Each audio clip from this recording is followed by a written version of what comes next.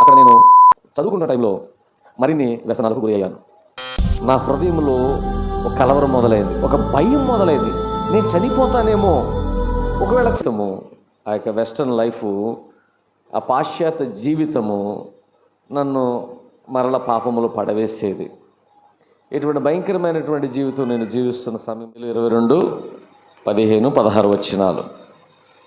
అన్యజనులలో నిన్ను చెదరగొట్టుదును, ఇతర దేశములకు నిన్ను వెళ్ళగొట్టుదును. అచ్చట అన్యజనుల ఎదుటనే నీ అంతట నీవే భ్రష్టుడవై నేను యెహోవానని తెలుసుకుందువు. ప్రియమైన వాళ్ళారా, ఈ యొక్క వాక్యము దేవుడు నాతో మాట్లాడిన సందర్భాన్ని ఒకసారి చెప్తాను. నేను వచ్చిన తర్వాత, చదువుకుని వచ్చిన తర్వాత దేవుడు నన్ను సేవకు పిలిచారు. పిలిచినప్పుడు నేను ప్రార్థన చేస్తూ ఒకసారి ఆలోచన చేసి దేవుడిని అడిగాను, ప్రభువా, ఒకవేళ నన్ను సేవకే నువ్వు పిలవాలనుకుంటే నేనెందుకు ఇంత చదువు, ఇంత ఖర్చు, ఇంత దూరం వెళ్ళడం, ఇవన్నీ ఎందుకు? ముందే నన్ను సేవకు పిలిచి ఉండవచ్చు కదా అని నేను మాట దేవుడిని అడిగినప్పుడు దేవుడు నాతో మాట్లాడిన మాట, నన్ను ఇతర దేశములకు కూడా దేవుడు పంపించి అక్కడ భ్రష్టత్వం ఏంటో నేను చూడడానికి, ఆ భ్రష్టత్వము నుంచి దేవుడు నన్ను విడిపించడానికి దేవుడు నన్ను అనుమతించాడు అని దేవుడి వాక్యం ద్వారా మాట్లాడాడు. సరే, ఈ వాక్యం మనకి మరలా రావడానికి మనం తర్వాత ప్రయత్నం చేద్దాం. నా పేరు దావీదురాజు, మా ఇంటి పేరు జయమంగళ. నేను గుడివాక లంకలో జన్మించాను. కొల్లేటి గ్రామాల్లో మీకు ఐడియా ఉండి ఉంటుందేమో, కానీ యాక్చువల్గా అయితే నాకైతే ఈ గ్రామాలు తెలియదు అసలు. నేను చిన్నప్పటి నుంచి కూడా కొల్లేటి గ్రామాల్లో నాకు బాగా తెలిసిన గ్రామాలు 2-3. ఒకటి గుడివాక లంక, 2 దాని ప్రక్కన ఉన్న ప్రతికోళంక, దాని ప్రక్కన ఉన్న చింతపాడు, ఆ తర్వాత కొల్లేటి కోట, అలా కొన్ని గ్రామాలు మాత్రమే తెలుసు.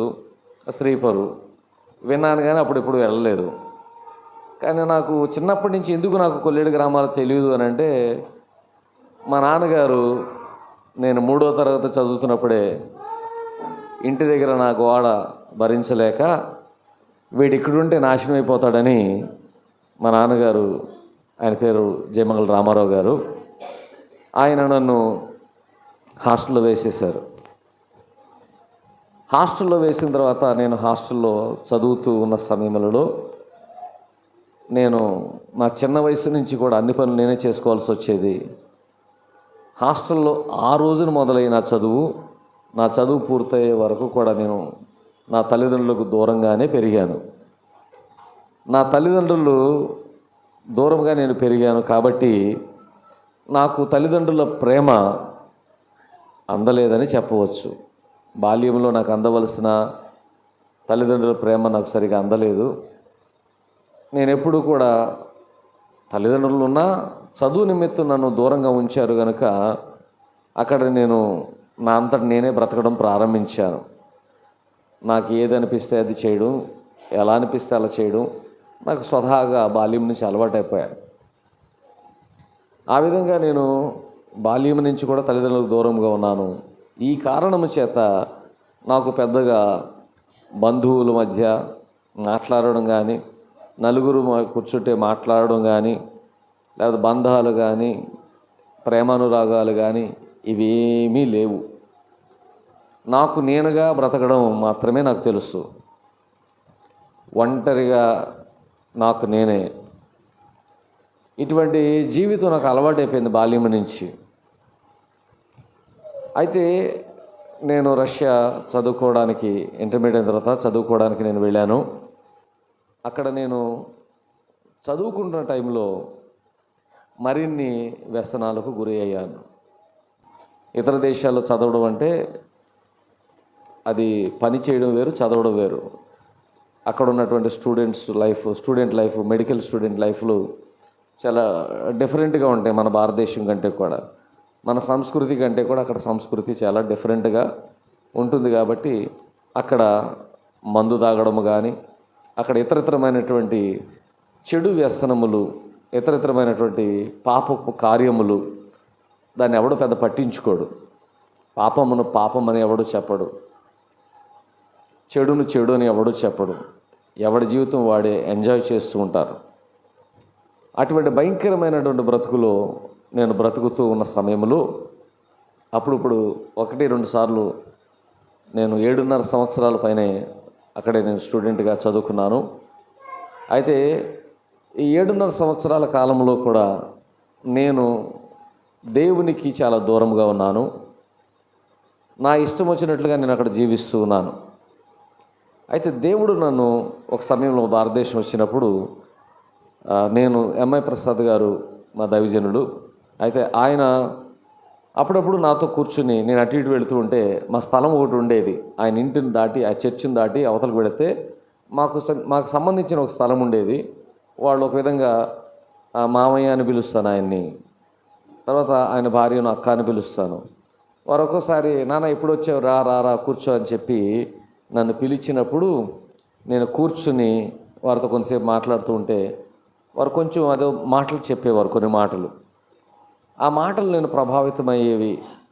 కానీ పాపం ఎంత భయంకరమైనదంటే, నీలో పునాది సరిగా లేకపోతే, నీకు సహవాసం సరిగా లేకపోతే, నీకు సరైనటువంటి స్నేహితులు సరిగా లేకపోతే, ఆ పాపము చాలా భయంకరముగా నీవు ఎంత దూరం వెళ్ళినా నిన్ను వెనకకు లాగుతుంది. నేను మరలా ఇక్కడ 4 మాటలు మంచిగా వినేవాడిని, వెళ్ళేవాడిని. కానీ మరలా ఆ రష్యాలో, ఉక్రెయిన్లో ఆ దేవుడు నాతో మాట్లాడడం ప్రారంభించాడు. కొన్ని కళల ద్వారా, కొన్ని కళలు వచ్చినప్పుడు అడపదడప కొన్ని కళలు వచ్చేవి.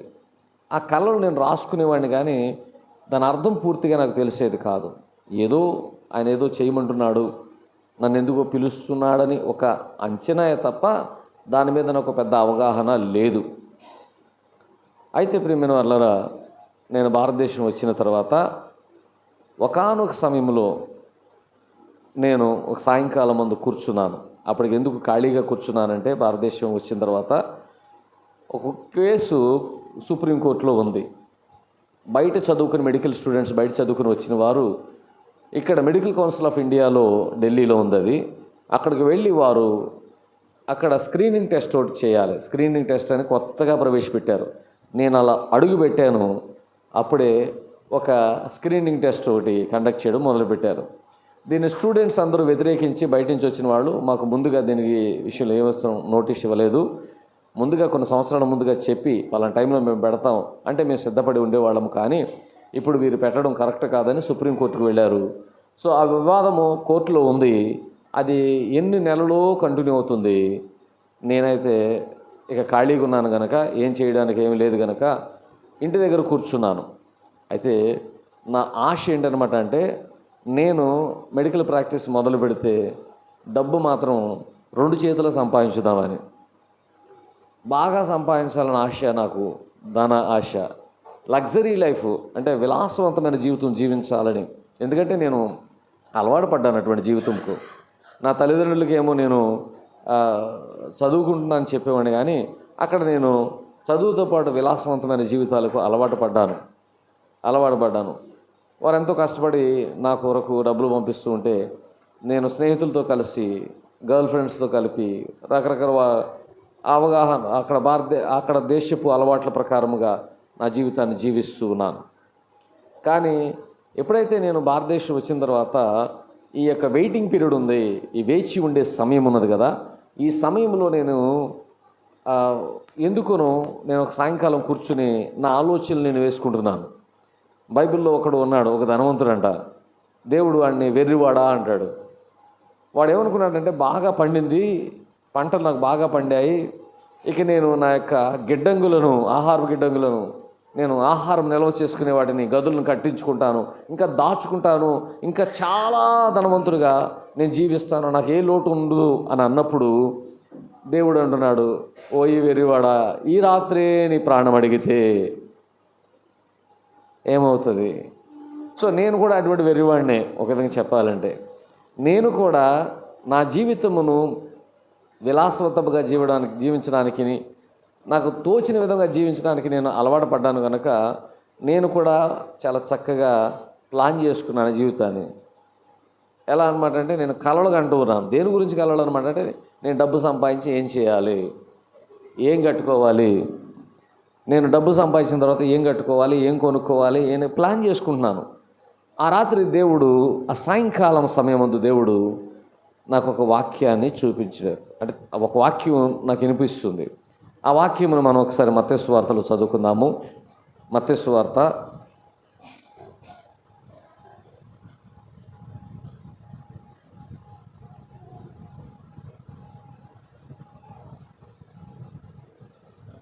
16వ అధ్యాయము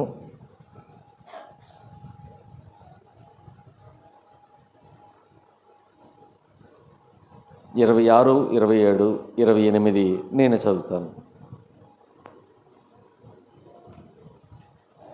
ఒక మనుష్యుడు లోకమంతయు సంపాదించుకుని తన ప్రాణమును పోగొట్టుకుంటే అతనికి ఏమి ప్రయోజనము? ఒక మనుష్యుడు తన ప్రాణమునకు ప్రతిగా ఏమి ఇవ్వగలడు? మనిషి కుమారుడు తన తండ్రి మహిమ గలవాడై తన దూతలతో కూడా రాబోచున్నాడు. అప్పుడు ఆయన ఎవని క్రియలు చొప్పున వానికి ఫలమిచ్చును.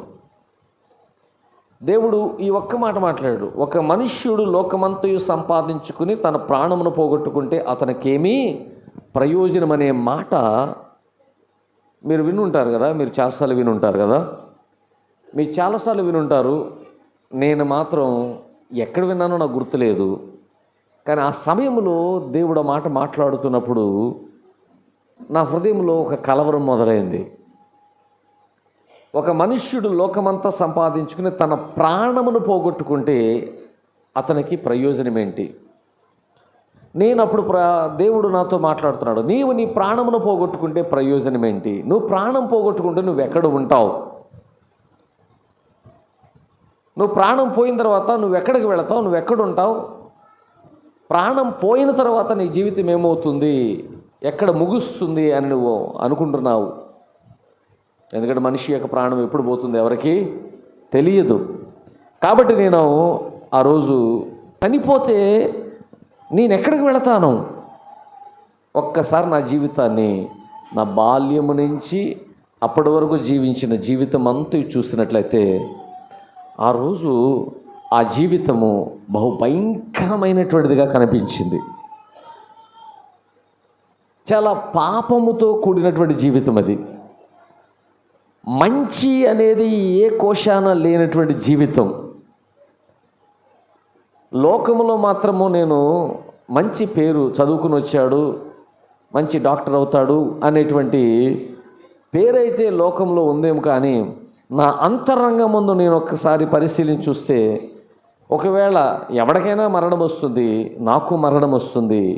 మరణిస్తే నేను ఏమవుతాను?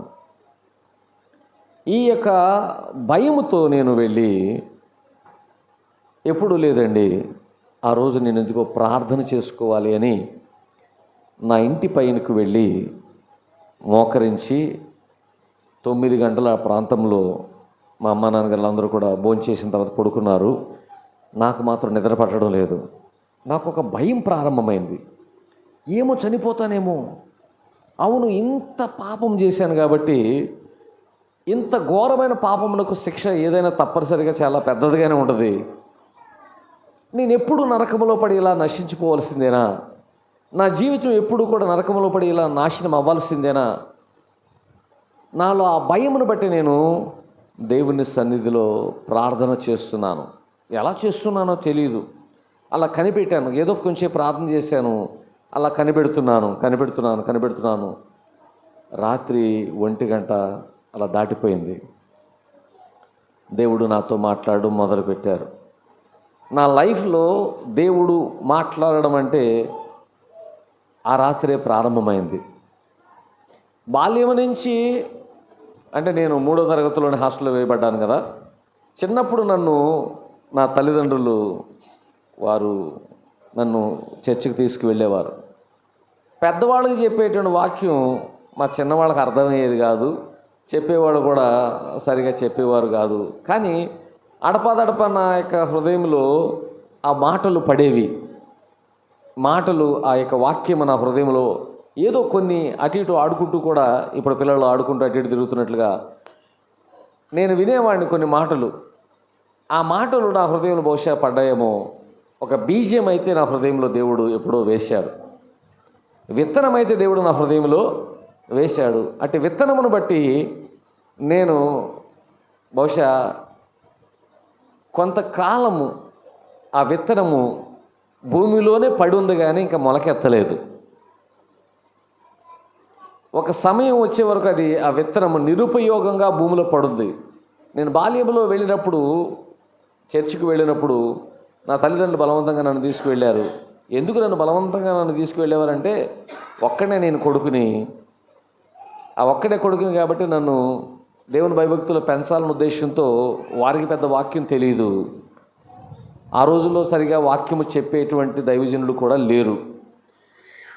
అసలు మా ఊరికి వాక్యము ఎవరు చెప్పేవారంటే, మా స్కూల్లో టీచర్స్ చెప్పేవారు వచ్చి, ప్రత్యేకంగా పాస్టర్స్ ఉండేవారు కాదు. మా నాన్నగారు చిన్నప్పుడు తన 5వ తరగతి వయసులో తన తండ్రిని కోల్పోయినప్పుడు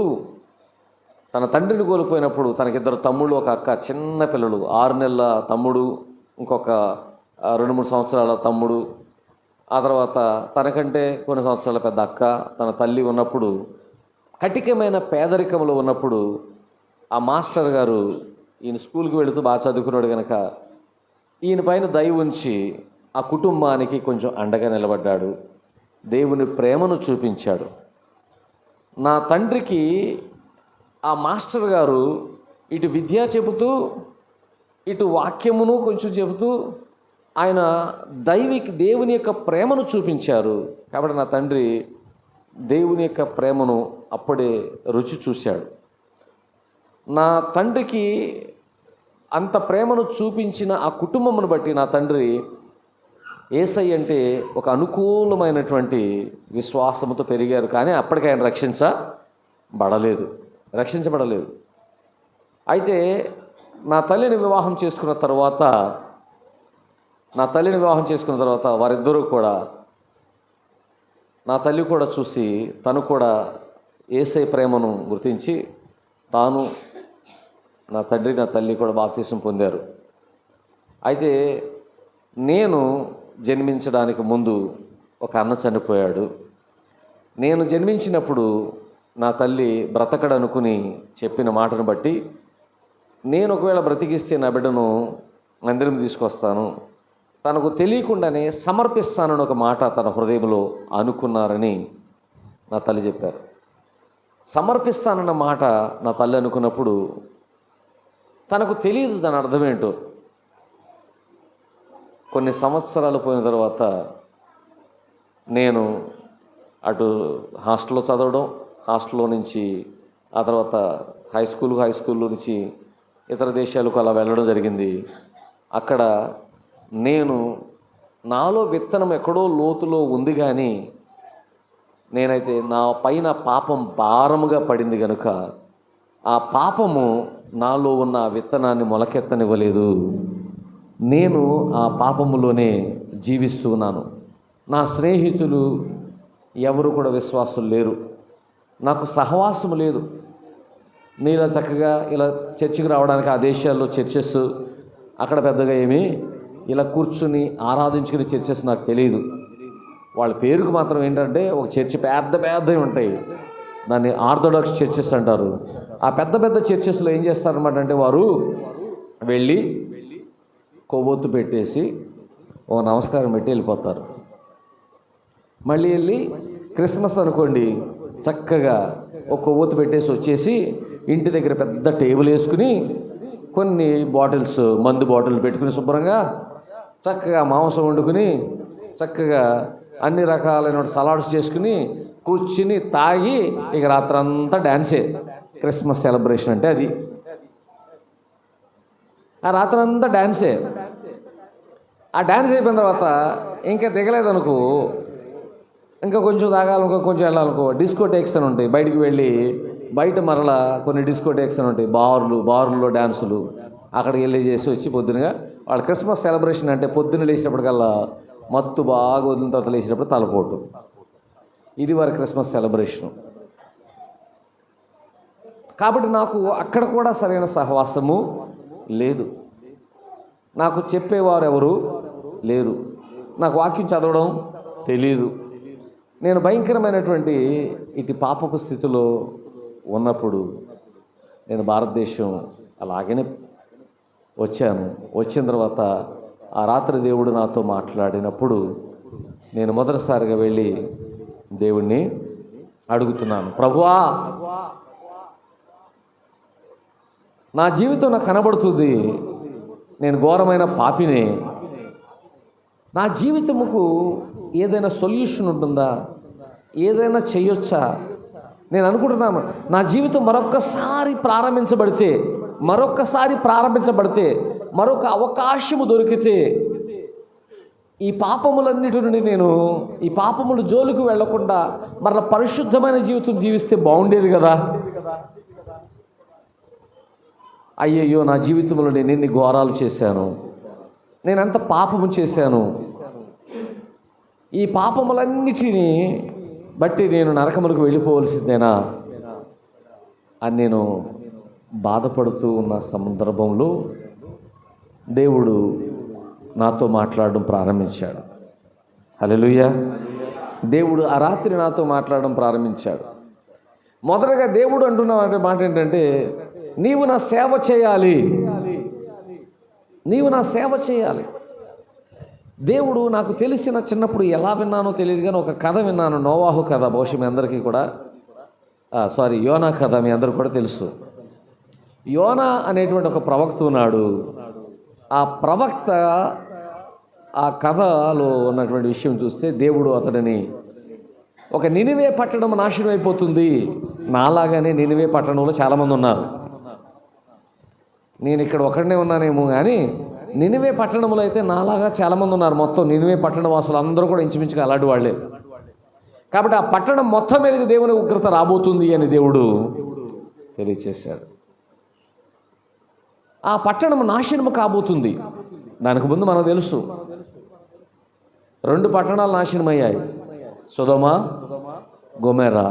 ఈ 2 పట్టణాలు కూడా ఆకాశము నుండి అగ్నిగంధకములు వచ్చి ఆ 2 పట్టణాలను కూడా నాశనం చేయడం మనం బైబిల్లో చదువుకుంటాం.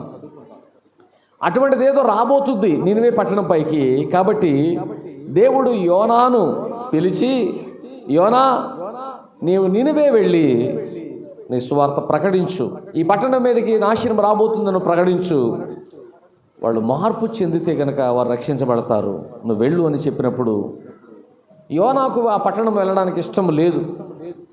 ఎందుకు వెళ్ళడానికి ఇష్టం లేదనమాట అంటే, ఆ ప్రజలంటే యోనాకు ఇష్టం లేదు. ఆ ప్రజలు ఇశ్రాయేలులను ఎంతగానో బాధించిన వారందరూ యోనా వెళ్ళాలనుకున్న పట్టణము అస్సూరు దేశంలో ఉన్నది. అస్సూరు యొక్క ముఖ్య పట్టణము నినివే. అస్సూరీయులు ఇశ్రాయేలులను అనేక విధములుగా దండెత్తి వచ్చి బాధించిన వారు. నన్ను బాధ పెట్టిన వాడి దగ్గరికి నేను వెళ్ళి మళ్ళా సువార్త ప్రకటించాలా?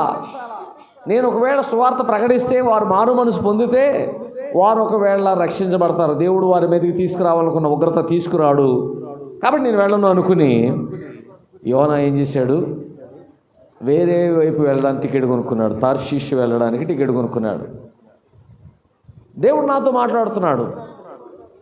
యోనా తర్షీష్ వైపు వెళుతున్నాడు, నినివే ఇటువైపు ఉంది, యోనా అటువైపు వెళుతున్నాడు.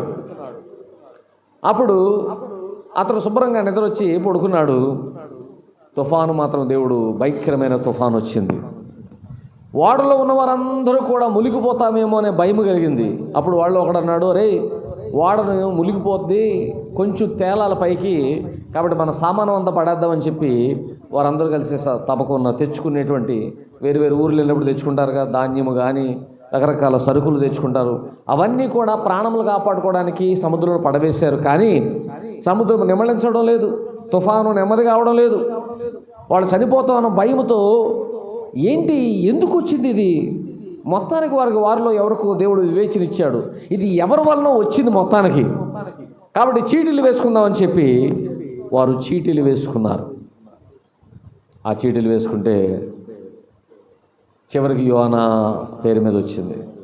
ఎందుకు యోనా అన్నవాడు ఎవడు ఎక్కడున్నాడని చూస్తే మనవాడు పడుకున్నాడు, నిద్రపోతున్నాడు. అప్పుడు దగ్గరికి వెళ్ళి, ఒరే నిద్రపోతున్నావు ఏంట్రా, ఇక్కడ అందరూ చావడానికి సిద్ధంగా ఉంటే నువ్వు నిద్రపోతున్నావు, లే ఒకసారి, ఇదిగో ఈ విధముగా మనం చనిపోవడానికి సిద్ధంగా ఉన్నాము, ఎవరి వల్ల ఈ కీడు వచ్చిందని చెప్పి ఈ చీటిని వేసాం, నీ పేరు మీద వచ్చింది, దీనికి సమాధానం ఏంటి? ఆల్రెడీ అర్థమైపోయింది, నేను ఎక్కడికి వెళ్ళిన దేవుడు మాత్రం నన్ను విడిచిపెట్టాడు. అందుకని చెప్పాడు, అయ్యా ఇది నా వల్లనే వచ్చింది, ఇశ్రాయేలు దేవుడు నాకు ఒక పనిని అప్పగించాడు, నేను నినివే వెళ్ళి సువార్త ప్రకటించాలి దేవుడు చెబితే నేను తర్షీషు పారిపోతున్నాను, దేవుని సన్నిధి నుండి, దేవుని యొక్క చిత్తము నుండి పారిపోతున్నాను, దేవుని యొక్క చిత్తం నుండి పారిపోతున్నాను కనుక ఈ యొక్క యోనా గారు దేవుని చిత్తం నుంచి పారిపోతున్నాను కనుక ఈ రోజున ఈ ప్రళయం వచ్చింది.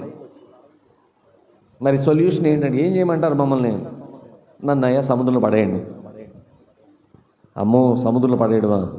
వద్దు, మాకెందుకు అంత ప్రాణాంతకం, ఆ యొక్క అపరాధం మాకెందుకు చుట్టుకోవాలి అని కొంతసేపు వెయిట్ చేశారు.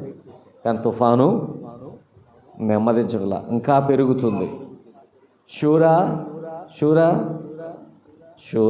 పడేసేయాలా? పడేయండి, ఈ అపరాధం మా మీదకి రానివ్వకు అని అతను తీసుకువెళ్ళి పడేశారు సముద్రంలో.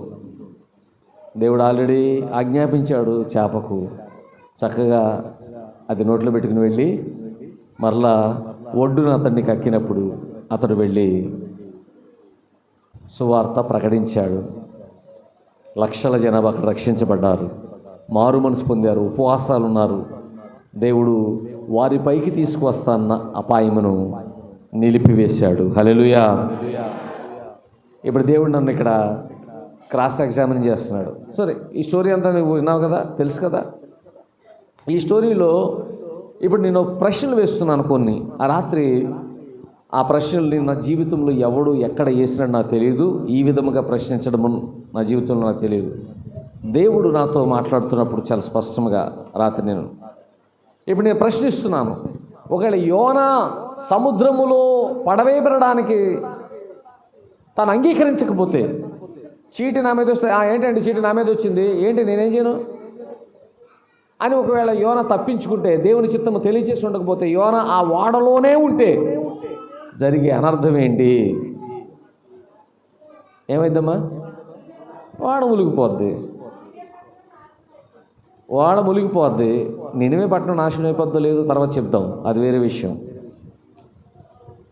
యోనా కాకపోతే దేవుడు నినివేకు మరొకటి పంపించేవాడేమో.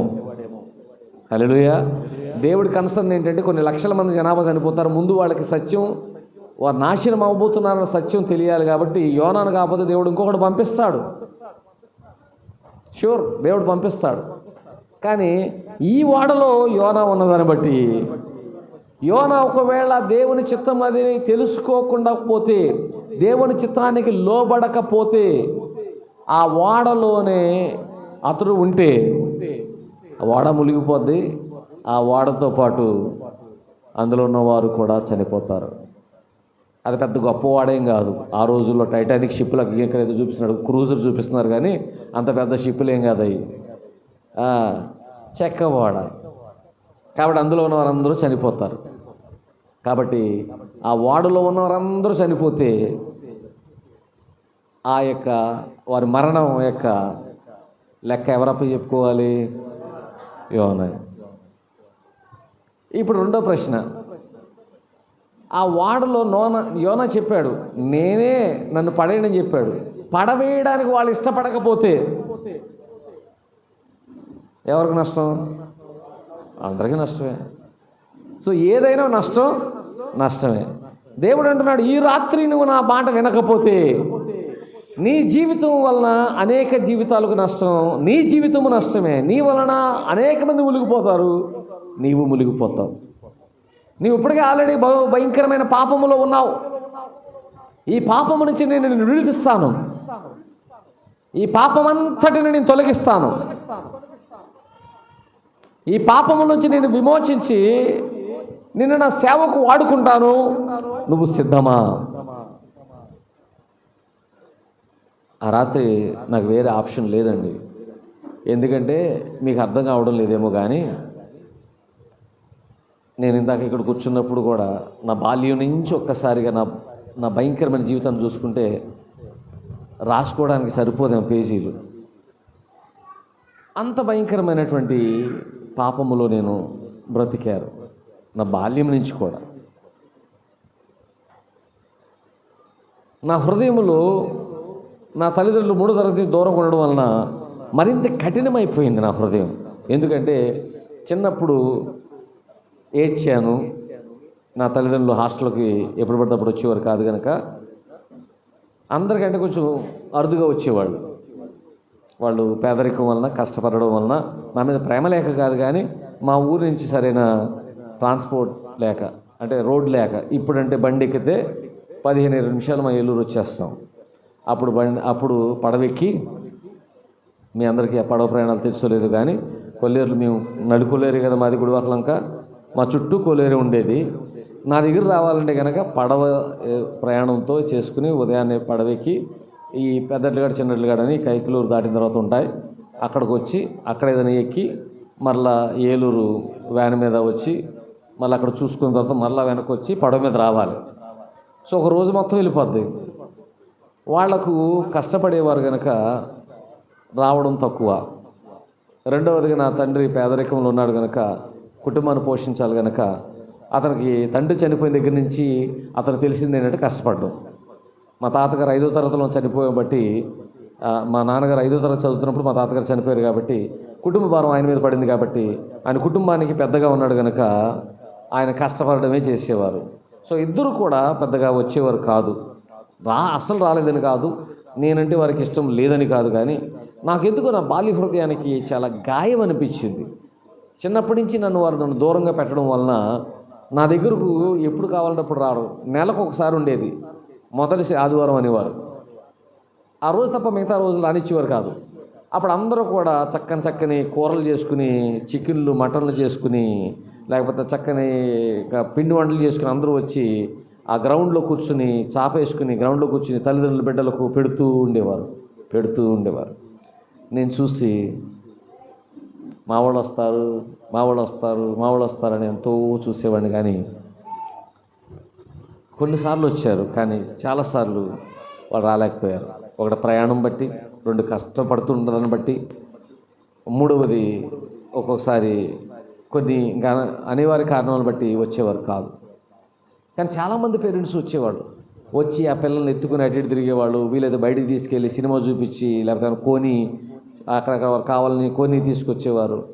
నేను చాలా కారణముల చేత బాల్యములో నేను తల్లిదండ్రుల ప్రేమకు నేను కావాలనుకున్నంత ప్రేమ నాకు దొరకలేదు. దాన్ని బట్టి నేను ఏడ్చేవాడిని. ఒక రోజున ఈ కన్నీళ్ళు ఆగిపోయాయి, ఏడవడం మానేశాను. ఎంతకాలం ఏడుస్తాం? ఇక నేనేం డిసైడ్ అయ్యానంటే, నాకు ఎవరు వచ్చినా పర్వాలో రాపన పర్లా, నా జీవితంలో నేను ఎవరి కొరకు ఎదురు చూడవసరం లేదు, నాకు ఎవరితో సంబంధం లేదు. నా గుండె ద్వారాలు, హృదయ ద్వారాలు మూసేశా. ఆ రోజు నుంచి నేను కఠినముగా పెరిగా. ఎవరైనా ఏడుస్తే నాకు పెద్ద ఇష్టం ఉండదు. ఏడ్చారనుకోండి, ఎందుకు పని పడలేకుండా ఏడుస్తారు. చావు దగ్గర ఏడ్చినా పెద్ద ఇష్టం ఉండదు. నన్ను పంపిస్తాకొచ్చి ఏడ్చినా ఇష్టం ఉండదు. ఎమోషన్స్ అంటే ప్రేమ నాకు తెలియదు కనుక ఇవన్నీ నాకు తెలియదు. కాబట్టి నాలో కఠినమైన స్వభావం ఏర్పడింది, నాలో తిరుగుబాటు స్వభావం ఏర్పడింది, విచ్చలవిడితనం ఏర్పడింది. నా జీవితం చిన్నప్పటి నుంచి హాస్టల్లో ఉన్నాను కనుక నేను రష్యా వెళ్ళినప్పుడు నాకు రెక్కలు వచ్చినట్లుగా నా ఇష్టానుసారంగా ఎగరడం ప్రారంభించాను. చివరకు వీటన్నిటి ఫలితముగా నేను భయంకరమైన పాపములో కూరుకుపోయాను. నేను స్వతంత్రుడు అయ్యాను అనుకున్నాను, కానీ నేను భయంకరమైన పాపములో మునిగిపోయాను. ఇప్పుడు నాకు పాపము యొక్క భీతి భయంకరముగా ఉన్నది. పాపపు దోష భావము నాలో భయంకరంగా ఉన్నాయి. ఇక్కడ నేను అన్నీ చెప్పలేము. యవనస్తులు, పిల్లలు, పెద్దలు అందరూ ఉన్నారు. నా జీవితాన్ని ఫుల్గా ఇది అని చూపించి చెప్పలేము, కానీ నా జీవితం చాలా భయంకరం. అటువంటి భయంకరమైన జీవితంలో నేను జీవిస్తున్న సమయంలో, నిరీక్షణ లేనటువంటి సమయంలో దేవుడు అసలు నన్ను సేవకు పిలవడం ఏంటో నాకు అర్థం కాల. మా ఇంట్లో ఎవరు సేవకులు లేరు, మాకు సేవ గురించి తెలియదు, సేవ గురించి నాకు అవగాహన కూడా లేదు. కానీ దేవుడు ఆ రాత్రి నాతో ప్రామిస్ చేస్తున్నాడు, నీవు సేవకు వచ్చినట్లయితే నిన్ను నా సాక్షిగా వాడుకుంటాను, ప్రతి పాపము నుండి నిన్ను విడిపిస్తాను, నీకు నూతనమైనటువంటి ప్రారంభాన్ని నేను ఇస్తాను. నేను ఉదయాన్నే లేచి ఏం చేయాలో అర్థం కావట్లేదు. నేను వెంటనే ఈ పాపము నుంచి విడిపించబడాలి. అందుకే నేను ఉదయాన్నే లేచి నేను మా పాస్టర్ గారి దగ్గర పరిగెత్తుకుని వెళ్ళాను. అయ్యా, దేవుడు నన్ను సేవకు పిలుస్తున్నాడు, నన్ను సేవ చేయమంటున్నాడు, ఏంటి అని అడిగితే, అయ్యో బాబోయ్, నువ్వు సేవకు రావడమా? నీ తండ్రి ఒప్పుకుంటాడా? ఎందుకంటే నా తండ్రికి అప్పుడు రాజకీయ నేపథ్యం ఉన్నది. నా గురించి అనేక మంది తెలుసు. మా ఆ ఏరియాలో జయమంగళ రామారావు గారు అంటే కొల్లేటి సంఘ అధ్యక్షులు, అదేవిధముగా మండలాధ్యక్షులుగా, మా గ్రామాలకు 2 సార్లు సర్పంచ్గా, ఒకసారి ఉప సర్పంచ్గా 40 సంవత్సరాల రాజకీయ అనుభవం కలిగినటువంటి వ్యక్తి. అనేక మంది మంత్రులు తెలుసు. చాలాసార్లు అడుగుతూ ఉండేవారంట, ఏమయ్యా మేవాడు చదువు వచ్చాడా, మరి ఎక్కడ పెడతావు, ఏం చేస్తావు, అది ఇదని. అయితే అటువంటి వ్యక్తి ఒప్పుకుంటారా అని ఆయన అనుమానం. దేవుడు ఇటు నన్ను పిలుస్తున్నాడు. నాకు ఇక్కడ దేవుని సేవకు వెళ్ళడం కంటే వేరే దారి కనపడాలి. ఎందుకంటే నా పాపం నుంచి నేను ఏ విధము చేతనైతే విడిపించబడాలి. కాబట్టి దేవుడు నన్ను పిలుస్తున్నాడు. కాబట్టి ఆయన పిలుపుకు ఒకవేళ లోబడకపోతే నేను నరకములకు వెళ్ళిపోతాను, నేను నాశనం అయిపోతాను.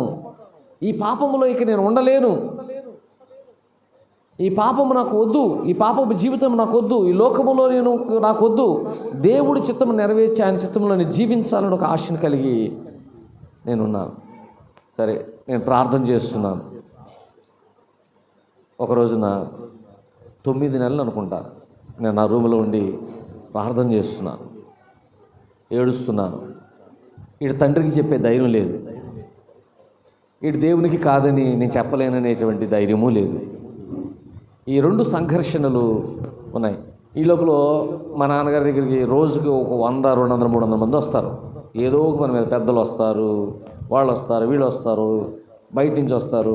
ఏం రాజు, ఏం చేస్తున్నావు, ఇంకెంతకాలం, ఎప్పుడు ప్రాక్టీసు? నా దగ్గర సమాధానం లేదు, వాళ్ళకి ఏం చెప్పాలో తెలియదు. చివరికి ఒక రోజున మా నాన్నగారు, దేవుడు అన్నాడు, నువ్వు ధైర్యంగా చెప్పు ఇప్పుడు అని చెప్తే, భయపడుతూ నా తండ్రి పిలిచి, నాన్నగారు ఒకసారి కూర్చుంటారా? ఏంట్రా, దేవుడు నన్ను సేవకు పిలుస్తున్నాడు, నేను సేవ చేయాలి, చేయకపోతే నేను నశించిపోతాను. మా నాన్నగారు కోపం వచ్చింది. పిచ్చి మాటలు మాట్లాడుతున్నావు, ఇంతకాలం చదువుకుని వచ్చి నువ్వు సేవ అంటే ఎలాగా, నా పరువేం కావాలి అని ఆయన మాట్లాడడం జరిగింది. ఆయన అర్థం చేసుకోగలను, కానీ నేనున్న సిచ్యువేషను ఆయన తెలియదు. నేను ఎంత భయంకరమైనటువంటి పాప ఊబిలో ఉన్నానో ఆయనకు అవగాహన లేదు. దేవుడు నన్ను ఎందుకు సేవకు పిలవాలనుకుంటున్నాడు? మామూలుగా అయితే అనేక మందిని పాపం నుంచి విమోచించి రక్షించి వారి పనులు వారు చేసుకోవడానికి దేవుడు అనుమతిస్తాడు. కానీ నేనైతే ప్రత్యేకంగా సేవకే ఎందుకు పిలువబడ్డాను అనేది రాను రాను నాకు అర్థమైంది. అయితే ఆ రోజు నా తండ్రి ఒప్పుకోలా, వెళ్ళిపోయారు. నేను ప్రార్థన చేస్తున్నాను. ఆ రోజు నుంచి నా తండ్రి నాతో మాట్లాడడం కానీ నా వైపు చూడడం కానీ మానేశారు. ఉదయాన్నే ఆయన వెళ్ళిపోతారా, ఆయన వెళ్ళిపోయిన తర్వాతే నేను నా రూమ్ నుంచి బయటకు వస్తా. ఆయన వెళ్ళిపోయిన తర్వాత నేను బయటకు వస్తా. ఆయన మళ్ళీ ఎప్పుడు వస్తాడో అప్పుడు నా రూమ్లోకి వెళ్ళిపోతా. మళ్ళీ ప్రార్థనలో తండ్రి చూసి ఒప్పుకోవడంలా పరమ తండ్రి ఏం పిలుస్తున్నాడు. నాలో ఈ భయంకరమైనటువంటి సంఘర్షణ జరుగుతూ ఉన్నది. ఒకరోజు మా అమ్మగారి దగ్గరికి వెళ్ళి, అప్పటికి నా పోరాటాన్ని మా అమ్మగారు అందరికీ తెలుసు కాబట్టి కొంతమందిని మా నాన్నగారు పంపిస్తూ మొదలుపెట్టారు.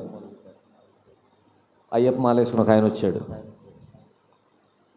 ఏంటి రాజు, ఏంటి నువ్వు సేవ అంటున్నావంట, నువ్వు ఎంత చదివి నువ్వు ఇప్పుడు ప్రాక్టీస్ చేయకుండా సేవ అంటే ఎలాగా? అయ్యప్ప మాలేసినోడికి నేనేం చెప్పను? సేవను గురించి, దేవుని పిలుపును గురించి, అయ్యా దేవుడు ఇలా పిలిచాడు అని నేనేం చెప్పను? అతనికి ఏం తెలుసు? ఏం తెలుసు? ఆయన పెద్ద ఆయనే, మా నాన్నగారి శ్రేయోభిలాషి, నేను గౌరవిస్తాను. కానీ నా సిచ్యువేషన్ ఏం చెప్పను? నా బ్రతికిది, నేను ఇలా బ్రతికాను, భయంకరమైన పాపములో నేను జీవించాను. దేవుడు నాకు ఒక గొప్ప అవకాశం ఇస్తున్నాడు ఆయన సేవను చేయడానికి. నేనేనాడు అనుకోలేదు, కానీ దేవుడు నన్ను పిలుచుకున్నాడని ఆయనకి చెప్పడానికి నాకు కుదరదు. చెప్పడానికి నా దగ్గరకు వచ్చే వాళ్ళందరూ కూడా విశ్వాసులైన వారు పెద్ద రావడం లేదు. మా నాన్నగారికి రాజకీయ అనుభవంలో చాలా పెద్ద పెద్ద వాళ్ళు ఉన్నారు కనుక అందరూ ఏంటయ్య రాజు అని మాట్లాడుతూ ఉంటే వారికి ఏం చెప్పాలో అర్థం కాదు. నువ్వు ముందు చేయి, ప్రాక్టీస్ చేయి, సేవ అంటావు, ఇది అంటావు, ముందు ఇది చేయి, ఇది కూడా సేవే కదా అని మాట్లాడుతున్నారు. కరెక్టే, ఇది సేవే. కానీ దేవుడు ఎందుకైనా దాన్ని నాకు అనుమతించలేదంటే ముందే మీకు చెప్పాను. నేను సంపాదించడం మొదలుపెట్టి, ధనం సంపాదించడం మొదలు పెడితే ఎంత దూరంగా వెళ్ళిపోతానో నాకు తెలుసు. లోకములో నా స్నేహితులు భీమవరంలో కూడా ఉన్నారు డాక్టర్స్. నా స్నేహితులు విజయవాడలో ఉన్నారు. నా స్నేహితులు భారతదేశంలో చాలా చోట్ల ఉన్నారు, హైదరాబాద్లో ఉన్నారు. వాళ్ళు ఎలా జీవిస్తున్నారు, వాళ్ళు ఎలా సంపాదిస్తున్నారు నాకు తెలుసు. నాకు అటువంటి జీవితం వద్దు. ఎందుకంటే నా జీవితం నాకు అసహ్యమేస్తుంది.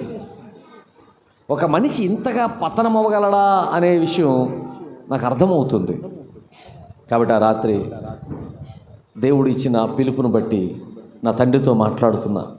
నా తండ్రి ఒప్పుకోవడంలా. చివరికి దేవుడు ఓ రోజు మాట్లాడాడు. దేవుడు ఏమన్నా అంటే, రాజు నువ్వు ఇక్కడే ఉన్నంతకాలం ఆయన ఎవరో ఒకరిని తీసుకొస్తాడు. ఈయన కాకపోతే ఇంకొకరిని కాకపోతే ఇంకొకరిని తీసుకొస్తాడు. దయచేసి నువ్వు ఇంట్లోంచి వెళ్ళిపో, ఇంటిలో నుంచి వెళ్ళిపో అని మాట్లాడు. నాకు అర్థం కాల. ఇంట్లోంచి వెళ్ళిపోడు తండ్రిని ఒప్పించి ఎలాగైనా సరే మొత్తం సాధిద్దాం అనుకుంటే ఆయనేమో ఒప్పుకోవట్లేదు. ఆయన ఏమనుకుంటాడు, ఆయన మనసులో జరిగింది ఏంటనమాట అంటే, వీడు ఎంతకాలమైనా సరే ఈరోజు కాకపోతే రేపు కాకపోతే ఎల్లుండి ఎప్పుడైనా సరే తప్పనిసరిగా ఒప్పుకుంటాడు, చేస్తాడని ఆయన మనసులో అనుకుంటున్నాడు. సో ఆయన దేవుడు హృదయాంతరములు ఎరిగినవాడు. ఆయన మనసులో ఏం జరుగుతుందో, నా మనసులో ఏం జరుగుతుందో దేవుడు తెలుసు. కాబట్టి దేవుడు ఏమన్నా అంటే, నువ్వు ఇంట్లో వెళ్ళిపో. నాకు తెలుసు, ఎక్కడికి వెళ్తానో తెలియదు. ఒక్కసారి పిలిచా, మరొకసారి అడిగా, మీరు ఒప్పుకుంటారా లేదా? నాకు చాలా అవసరము, నేను సేవ చేయాలని దేవుడు నాకు పిలుపునిచ్చాడు. నేను దేవుని మాట వినాలి కదా. ఆయన విశ్వాసే, మంచి విశ్వాసే. కానీ ఈ విషయంలో ఆయనకు మాత్రం మనసు ఒప్పడం లేదు. మీరు వినాలి కదా అని అంటే, నీవు సేవ చేస్తే సేవకుడను, ఆ తర్వాత పోషించి మరలా నిన్ను పెంచే బాధ్యత నేను కలిగి ఉండలేను. ఇక నీవు ఒకవేళ నీ దారి నువ్వు చూసుకుంటే నీ బ్రతుకు నాకు సంబంధం లేదు, ఇక నుంచి నా కొడుకు లేడు అనుకుంటాను అన్నట్లుగా మాట్లాడారు బాధతో ఆయన. ఆ రాత్రి అయిపోయింది మా డిస్కషన్. పొద్దున్న ఆయన వెళ్ళిపోయారు. నేను ఆ సూట్ కేసు తీసుకున్నాను, వెళ్ళిపోయాను, హైదరాబాద్ వెళ్ళిపోయాను. మా చిన్నాన్నగారు ఫోన్ చేశాను, చిన్నాన్న ఒకసారి వచ్చి కొన్ని రోజులు ఇంటి దగ్గర ఉంటాను, ఇది పరిస్థితి, నేను సేవకు పిలువబడ్డాను, నాన్నగారు అంగీకరించడం లేదు, నేను నీ దగ్గరికి రావచ్చా? రారా. నానేమని అనరా? సేవకు పిలిచాడు అంటున్నావు కదా, అంతకంటే గొప్పదేముంది, ఏదైనా పడతాను లేదా అని చెప్పి పిలిచారు. అక్కడికి వెళ్ళిన తర్వాత ఎక్కడైనా వెళ్ళిపోదాము, ఎక్కడికి వెళ్ళాలో తెలియదు. దేవుడు అప్పుడు మా నాన్నగారి హృదయం వెనక్కి తిరిగింది. అప్పుడు ఆయన వెనక్కి తిరిగి, ఏంటి వీడు సేవ అని చివరికి తండ్రిని తల్లిని అందరూ వదిలేసుకుని, ఇల్లుని కూడా వదిలేసుకుని వెళ్ళిపోవడానికి సిద్ధపడ్డాడు ఏంటి అని దైవజనులు అటు వాళ్ళ దగ్గరికి వెళ్తున్నాడు. అయ్యా ఏంటి పరిస్థితి అని వారు ప్రార్థన చేసి, అయ్యా నీ కుమారుని దేవుని సేవకే అప్పగించు, దేవుడు అతన్ని పిలుచుకున్నాడు, నా సొత్తు అంటున్నాడు అని చెప్పి. నేను అప్పుడు నా తల్లిని వెళ్ళి అడిగాను ఒకసారి, అమ్మ ఏంటి అంటే నేను ఎప్పుడు అనుకోలేదు సేవని, కానీ మరి ఇన్నిసార్లు దేవుడు నన్ను పిలుస్తున్నాడు, కారణం ఏమేమి ఉంటుందంటే ఆమె కూడా ప్రార్థన చేస్తుందంట. చేస్తున్నప్పుడు దేవుడు బయలుపరిచాడంట, నువ్వు చిన్నప్పుడు ఆ బిడ్డ చనిపోతాడు అని అనుకున్నప్పుడు నువ్వు మాట అనుకున్నావు కదా, నీ మనసులో సమర్పించుకుంటాను అనుకున్నావు కదా అని. ఇన్ని సంవత్సరాల తర్వాత ఆ రోజు అనుకుని మర్చిపోయింది ఆవిడ, కానీ ఇన్ని సంవత్సరాల తర్వాత దేవుడు ఆవిడకి జ్ఞాపకం చేశాడంట. హల్లెలూయా. మనుషులు అనుకుని మర్చిపోతారేమో కానీ దేవుడు మర్చిపోడు. బహుశా ఆ పరిస్థితిని కల్పించి ఆమె హృదయంలోంచి ఆ మాటను రప్పించి దేవుడు నన్ను సేవకు నిర్ణయించుకున్నాడు ఆనాడే. అయితే నేను ఆ సేవకు ఇక నేను తప్పనిసరిగా సేవే చేస్తానని మొండి పట్టుదల కూర్చున్నాను. కాబట్టి నా తండ్రి అందరిని అడిగి చివరకు హైదరాబాద్ వచ్చి నన్ను ఒక దైవజనుడు అయ్యగారికి ఆ పేరు తెలుసు, మనిషి తెలియదు, డిబి అబ్రహం గారని, ఆయన చేతికి అప్పచెప్పి నా కొడుకుని ఎంతో చదివించాను. అతడు మీద ఎన్నో ఆశలు పెట్టుకున్నాను, నేను అనేక మందికి చెప్పుకున్నాను.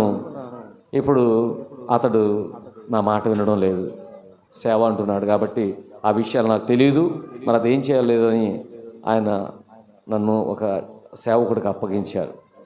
ఆ సేవకుడు నన్ను బాంబే పంపించడం, బాంబేలో నేను సేవ కొరకు నేను బాంబేలో ట్రైనింగ్ తీసుకోవడం జరిగింది. హల్లెలూయా.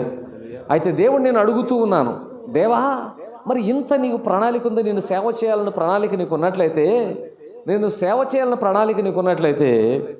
మరి ఎందుకు నన్ను అనుమతించావు, ఎందుకు నేను ఇతర దేశాలు వెళ్ళడానికంటే మీకు ఫస్ట్లో చదివించిన ఒక వాక్యం, ఆ వాక్యమే యెహెజ్కేలు గ్రంథం 22వ అధ్యాయంలో ఉన్న ఆ వచనాన్ని మీకు చదివించాను. యెహెజ్కేలు గ్రంథం 22వ అధ్యాయం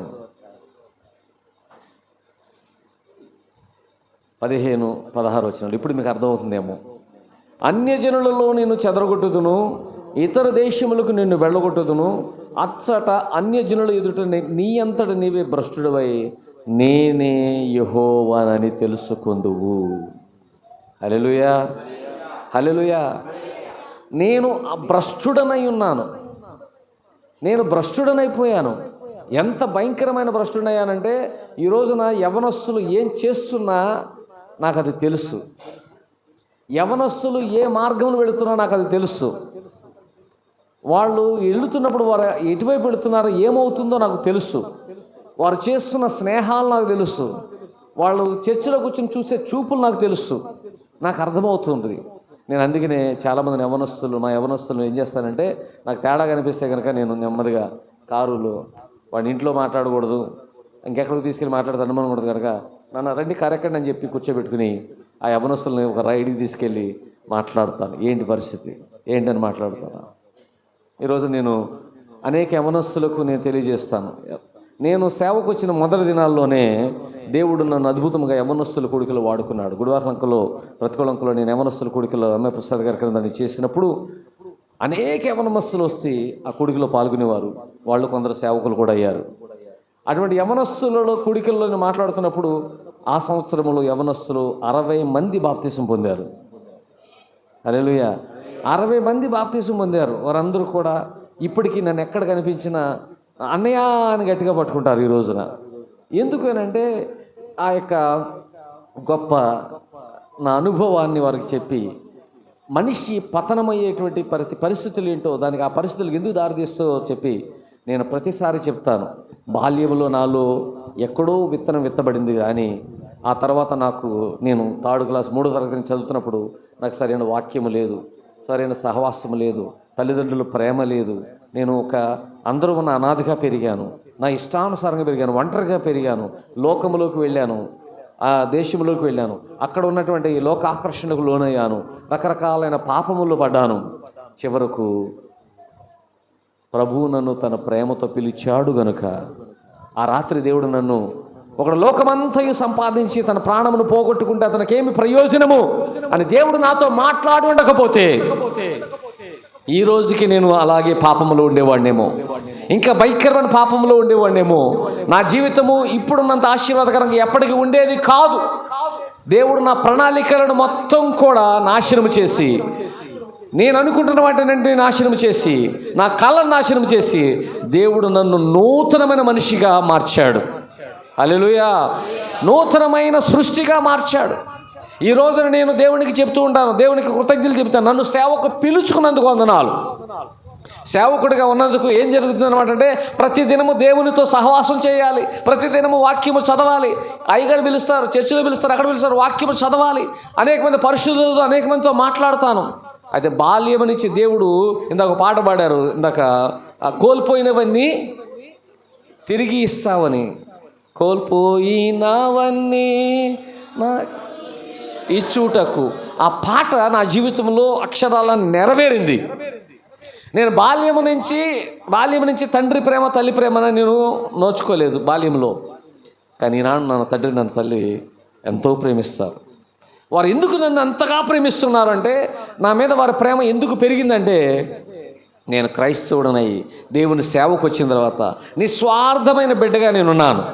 నా తల్లిదండ్రులు, నా తండ్రి అనేకమైన మీటింగ్లు చేస్తూ ఉంటాడు. అనేకమైన ప్రతిరోజు మా నాన్నగారు చెప్పి బాధపడుతూ ఉంటారు. అరే, ఒక తండ్రిరా తల్లిదండ్రులరా వాళ్ళిద్దరూ కూడా ఆస్తి వారి పేరున పెడితే ఆ పిల్లలు ఇద్దరిని గెంటేశారు బయటికి. లేకపోతే ఆ బిడ్డలు తల్లిదండ్రులు చూసుకోవడం లేదు. అనేకమైన ఉదాహరణలు చూసి దేవుడు ఒక మంచి పని నా కొడుకు అప్పచెప్పాడు. ఒక మంచి వ్యక్తిగా నా బిడ్డ ఉన్నాడు, తల్లిదండ్రులు గౌరవించే బిడ్డగా ఉన్నాడు, ప్రేమించేవాడుగా ఉన్నాడు అని నా తండ్రి సంతోషిస్తూ చెప్తారు. నువ్వు మిగతా వారిలో వలే ఆస్తి అంటే ఎప్పుడు రాస్తావా చస్తావా అని మాట్లాడుతూ తల్లిదండ్రులు వేధించేవారు ఉన్నారు. ఆడపిల్లలు కూడా ఇంటికి వచ్చిన వెంటనే, పెళ్ళైపోయి వెళ్ళిపోయిన తర్వాత ఇంటికి వచ్చేసిన వెంటనే, నాన్న ఎప్పుడు రాస్తావు, అమ్మ ఎప్పుడు రాస్తావు, మీ అల్లుడు అడగమన్నాడు, ఉచితే వీళ్ళు అడుగుతారు. వచ్చినప్పుడల్లా వీళ్ళతో పట్టుకెళ్తూ ఉంటారు. కానీ ఆ రోజు మా నాన్నగారు ఈ సేవా జీవితంలో నన్ను చూసి, నా జీవితమును చూసి ఆయన చాలా సంతోషిస్తూ ఒక రోజున సంఘంలోనికి వచ్చి, కొన్ని సంవత్సరాలు మా ఇద్దరికి మాట్లాడలేవండి. నేను తన మాట వినలేదు అని మా నాన్నగారు కొన్ని సంవత్సరాలు, నాకు పెళ్ళి అయిపోయింది, నాకు కుమారుడు పుట్టాడు, కానీ చాలా సంవత్సరాలు మాకు మాట్లాడలేవు. బహుశా ఒక 5-6 సంవత్సరాల పైననేమో. మధ్యవర్తిగా మా అమ్మగారు ఏదైనా మాట్లాడితే నేను ఆవిడకి చెప్పడం లేకపోతే చేయడం, మాట్లాడలేవు. నేను సేవ చేసిన తొలి దినాల్లోనే నేను శ్రీపర్ వచ్చేసాను. సంవత్సరం తర్వాత అక్కడున్నాను, వారు నా దగ్గరికి రాలేదు. నేను తర్వాత ఏలూరు వెళ్ళాను, కొంతకాలం రాలేదు. ఎప్పుడైతే ఆయన దగ్గరగా చూడడం మొదలుపెట్టారో, నేను చెబుతున్నటువంటి వాక్యాలు కానీ, నేను జీవిస్తున్న జీవితం కానీ ఆయన చూశారు. ఆయన అత్యధికంగా నేను కోల్పోయిన ప్రేమను నా తల్లిదండ్రులు నాకు ఈ రోజుకి ఇస్తున్నారు. హల్లెలూయా. అక్కడ మాత్రమే కాదు, కోల్పోయినవని నాకు ఇచ్చాడు. నన్ను ప్రేమ లేదు నాకు అని నేను ప్రేమ కొరకు దప్పిగొని వాళ్ళ తిరిగాను కదా, ఆ ప్రేమను తల్లిదండ్రులకు ఇచ్చాడు. కానీ మరొక గొప్ప సంగతి ఏంటంటే, నా సంఘము ద్వారా నాకు అధికమైన ప్రేమను ఇస్తున్నాడు. హల్లెలూయా. అయ్యగారు చూస్తుంటారు మా సంఘస్థుల ప్రేమ. ఆ ప్రేమ కేవలం బయటకు వచ్చిన వాళ్ళకే కాదండి, నాకు వాళ్ళు కొంచెమే చూపిస్తారు, నాకు చాలా చూపిస్తారు. నాకు ఈరోజు నా దేవుడు పెద్ద కుటుంబానికి, నేను సేవకు వచ్చినప్పుడైతే అనేక మంది నా బంధువులు, నా రక్త సంబంధులు నన్ను అసహించుకున్నారు. మా నాన్నగారు తిట్టారు, ఎందుకు అలా వదిలేసేవాడిని, ఆడు సేవ చేస్తారంటే నువ్వు వదిలేయాలా, చేతకాని పని చేసావని చెప్పి నా తల్లిదండ్రులను తిట్టారు. నన్ను కనిపిస్తే తోలనాడేవారు. ఈ రోజుకి నేను చాలామంది బంధువుల దృష్టిలో పెద్ద విలువైన వాడిని కాదు. ఒకవేళ నేను డాక్టర్గా చేసి, ఒకవేళ డబ్బు బాగా సంపాదిస్తే కనుక నాతో చుట్టరికాలు ఉండేవి, నా దగ్గర బాగా వచ్చేవాళ్ళు. అందరికీ చెప్పుకున్నాడు, మా అల్లుడు లేకపోతే మా బంధువు అది ఇదని చాలాసార్లు చెప్పుకుంటారు. కానీ దేవుని సేవకుడని చెప్పుకుంటూ ఉంటే వారికి అవమానంగా ఉంది. వారు అన్యులుగా ఉన్నారు, కొంతమంది అవమానంగా ఉంది. కానీ దేవుడు మాత్రము వారి కొందరి దృష్టిలో నేను విలువలేని వాడుగా ఉండొచ్చునేమో, కానీ ముందు దేవుని దృష్టిలో విలువైన వాడును, ఆ తర్వాత నేను సేవ చేస్తున్న సంఘములో విలువైన వాడుగా దాన్ని ఉంచాడు. హల్లెలూయా. నేను బాల్యము నుంచి పొందినటువంటి ఆ గొప్ప ప్రేమను దేవుడు నాకు ఇచ్చాడు. అందుకే నేనేం చెప్తానంటే ఈ రోజున నేను సమయం ఉందా ఎదురు నేను ఈరోజు ఏం చెప్తానంటే ప్రతి యవనస్తుడికి ఏం చెప్తానంటే నీకు సహవాసం చాలా అవసరం రా నాయన. నీకు సహవాసం అవసరం, నీకు మంచి స్నేహాలు అవసరం, నీకు మంచి పునాది అవసరము. లోకములోనికి నీవు దేవుని యొక్క వాక్యం అనే పునాది లేకుండా వెళ్ళకూడదు. మంచి సహవాసములో నువ్వు ఎదగకుండా నువ్వు బయట లోకంలోకి వెళ్ళావంటే అపవాది నిన్ను అన్ని విధాలా కూడా ఆకర్షించి నాశనం చేస్తాడు. దేవుని యొక్క ప్రేమ, దేవుడు నా పట్ల కలిగిన ప్రణాళికను బట్టి ఆయన నన్ను సేవకు పిలుచుకుని ఉన్నాడు. కానీ సేవకు కాకుండా ఒకవేళ నేను కేవలం ఒక విశ్వాసగా రక్షించబడి నేను నా యొక్క వృత్తిని చేస్తూ ధనమును సంపాదిస్తూ ఉండే గనక నేను తప్పనిసరిగా మరలా లోకంలో కలిసిపోయేవాడిని. అది నా స్వభావం, నాకు తెలుసు. నేను ఎటువంటి నా యొక్క స్థిరము లేనటువంటి జీవితం నాది. బాల్యం నుంచి నేను పెరిగిన ప్రేమ లేకుండా పెరిగాను కాబట్టి, కఠినమైన హృదయంతో పెరిగాను కాబట్టి నాకు స్థిరత్వం ఉండేది కాదు. ఒక చోట స్థిరంగా ఉండలేను, ఒక పని స్థిరంగా చేయలేను, దేని మీద ఏకాగ్రత ఉండదు. కొంచెం ఇదంట, కొంచెం అదంట, కొంచెం అడుగు, కొంచెం ఇటు. నా జీవితం అంతా కూడా ఎందుకు అనమాట అంటే నెమ్మది లేనివాడు ఎలా తిరుగుతాడు, కాలు పిల్ల తిరుగుతాడు అంటారు కదా, తెలుసా సామెత? కాళ్ళు కాలిన పిల్లి. నాకు స్థిరత్వం నా జీవితంలో ఉండేది కాదు. కానీ ప్రభు పిలుచుకుని ఈ సేవ నాకు ఇచ్చి నన్ను తనలో స్థిరపరిచాడు. హల్లెలూయా, హల్లెలూయా. సేవలో స్థిరపరిచాడు. ఈ గొప్ప సేవను చేసే భాగ్యం నాకు ఇచ్చాడు. అందుకనే నా సాక్ష్యం గొప్పదనేటికంటే నన్ను పిలిచిన వాడు, రక్షించుకున్నవాడు చేసిన కార్యము గొప్పది. హల్లెలూయా. అందుకనే ఈ రాత్రి నేను అంటే వేరొక కోణంలో మీ మధ్యకి తీసుకురావడానికి ప్రయత్నం చేశాను. అందుకనే నేను ఇతర దేశములు వెళ్ళాను, అనేక దేశములలో ఆ దేశంలో జీవితాలు చూశాను. అప్పుడప్పుడు నేను ఫోన్లో మాట్లాడుతూ ఉంటాను. అక్కడ ఆ దేశంలో నేను వదిలేసి వచ్చినటువంటి ఆ గత అనుభవాలతో, గత స్నేహితులతో మాట్లాడుతూ ఉంటాను. రే, ఏం చేస్తున్నారు, మీ జీవితం ఏంటి చూడండి ఒకసారి. విశ్వాస జీవితం కాదు, మీరు పేరుకు మన క్రైస్తవులు. వాళ్ళు వెళ్ళి క్రైస్తవులు అనుకుంటారు ఏంటంటే వెళ్ళి చర్చిలో కొవ్వొత్తి పెట్టుకొచ్చేస్తే క్రైస్తవులు అయిపోతారా? ఇతర దేశంలో క్రైస్తవం ఏమంటే ఇంతే. కానీ మన దేశంలో ప్రియమైన వాళ్ళరా, ముఖ్యంగా మీ సేవకుడు, మంచి సేవకురాలు మీకు దేవుడు ఇచ్చాడు. మంచి ఆత్మీయతలో మిమ్మల్ని పెంచుతున్నటువంటి మంచి సేవకులను దేవుడు మీకు ఇచ్చాడు. మంచి సహవాసమును దేవుడు మీకు ఇచ్చాడు.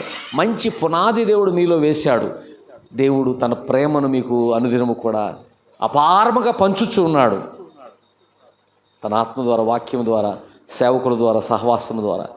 వీటిని జార విడుచుకోకండి. నా జీవితంలో ఇవి లేక, ఈ బైబిల్ వాక్యము లేక, సహవాసము లేక, సరైన స్నేహితులు లేక, బాల్యం నుంచి సరైన ప్రేమ లేక నేను నా జీవితంలో అనేకమైనటువంటి వెలుతులు కలిగి నా జీవితంలో నేను ఆ వెలుతుని పూడ్చుకోవడం కొరకు రకరకాలైనటువంటి దుర్వ్యాపారములు చేశాను.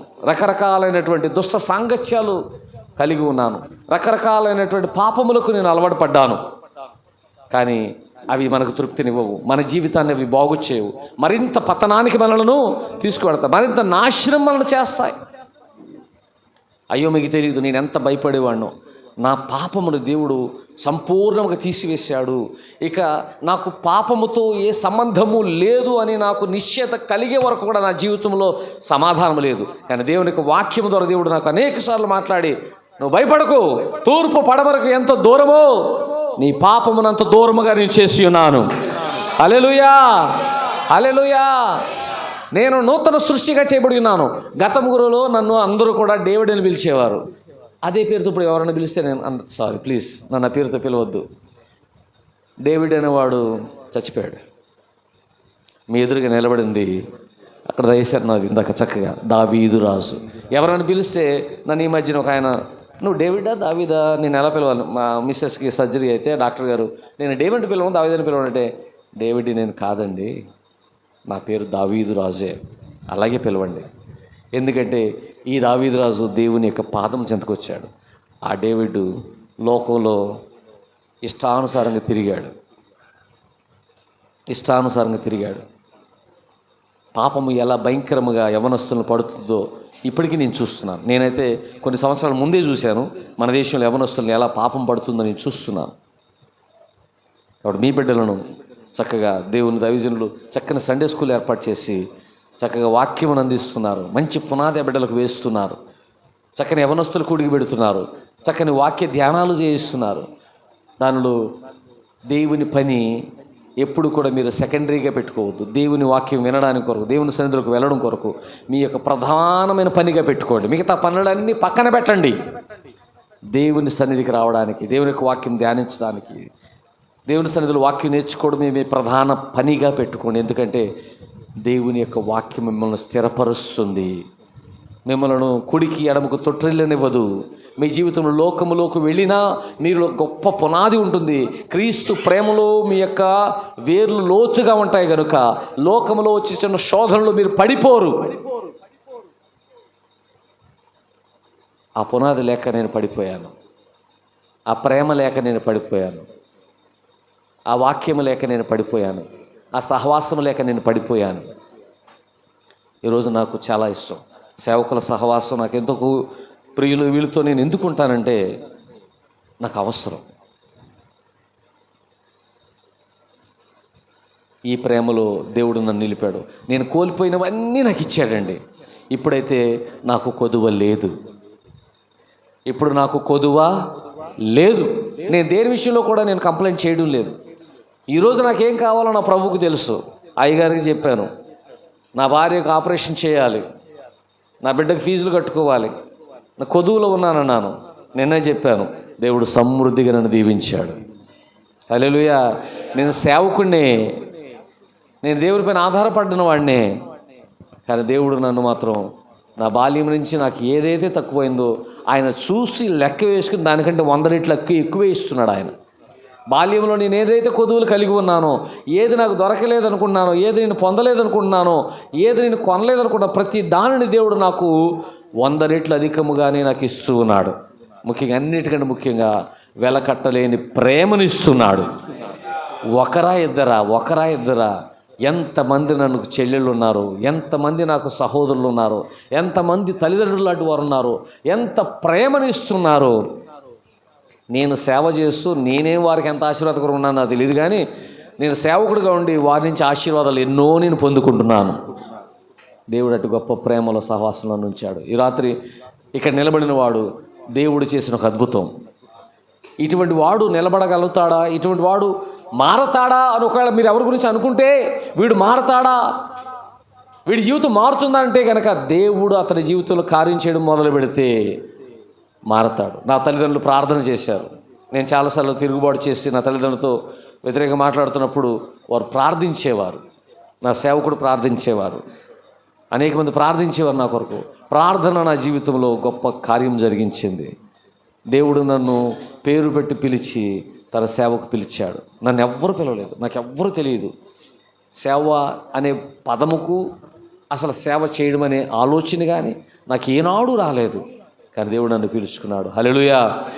నా జీవితం అనేక దేశాలు తిరిగి, అనేక సంస్కృతులు తిరిగి, అనేక పాపముల నుండి దేవుడు నన్ను బయటకు తీసుకొచ్చి కడిగి మీ ఎదురుగా ఈ సాక్ష్యం చెప్పేటువంటి నీతిమంతుడిగా దేవుడు నిలిపాడు. సమస్త మహిమ దేవునికే కలుగునుగాక. సమస్త మహిమ దేవునికే కలుగునుగాక. ఇంకా చెప్పవలసింది చాలా ఉన్నప్పటికీ కూడా సమయభావన బట్టి నేను ముగిస్తున్నాను. దేవుడు మరి ఈ యొక్క అవకాశాన్ని మీ మధ్య పంచుకునే అవకాశాన్ని దేవుడు నాకు ఇచ్చినందుకు దేవాదేవునికి వందనాలు తెలియజేస్తున్నాను. అదేవిధంగా నన్ను ఆహ్వానించిన దైవజనులకు కూడా ప్రత్యేక వందనాలు తెలియజేస్తున్నాను. చిన్న ప్రార్థన చేస్తాను. పరిశుద్ధుడు అనే దేవా, ప్రార్థిస్తున్నాను. నాలాంటి అభాగ్యులు, నాలాంటి వారు ఎందరో ఉన్నారు ప్రభువా. పాపముతో కొట్టిమిట్లాడుచు ఉన్నవారు ఎందరో ఉన్నారు. వారి జీవితంలో ఎన్నో సంఘర్షణలు ఉన్నాయి. వారికి అనేకమైనటువంటి మరణపు పాశ్యములు, పాపపు ప్రభా సంఖ్యలు బిగించబడి వారు విడుదల పొందలేని వారుగా ఉన్నారు. నీవైతే ప్రతి పాపపు సంఖ్య నుంచి విడిపిస్తావని, ప్రేమిస్తున్నావని నా ఈ సాక్ష్యం ద్వారా నువ్వు రాత్రి మాట్లాడావు. నా జీవితంలో చేసిన అద్భుతములు బట్టి వందనాలు.